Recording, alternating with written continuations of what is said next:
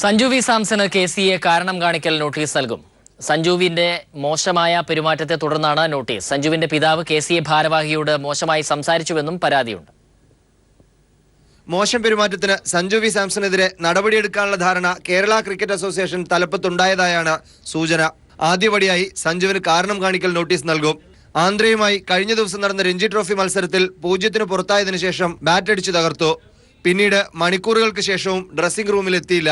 ത്രിപുരയ്ക്കെതിരായ മത്സരത്തിൽ പുറത്തിരുത്തിയതിനെ തുടർന്ന് സഞ്ജുവിന്റെ പിതാവ് KCA ഉന്നതനെ ഫോണിൽ ചീത്ത വിളിച്ചു. തുടങ്ങിയ കാര്യങ്ങളിൽ വിശദീകരണം ആവശ്യപ്പെട്ടാണ് നോട്ടീസ് നൽകുക. KCA സെക്രട്ടറി ഉൾപ്പെടെയുള്ളവരുടെ നേതൃത്വത്തിലുള്ള സമിതിയാണ് അച്ചടക്ക നടപടി പരിശോധിക്കുന്നത്. രഞ്ജി ട്രോഫിയിൽ ആദ്യ മത്സരത്തിൽ സെഞ്ചുറി നേടിയതിനു ശേഷം സഞ്ജു തീർത്തും നിറം മങ്ങിയ പ്രകടനമാണ് നടത്തിയത്. ഇതിനെ തുടർന്നാണ് ത്രിപുരയുമായുള്ള മാച്ചിൽ പുറത്തിരുത്തിയതെന്ന് KCA വിശദീകരിക്കുന്നു.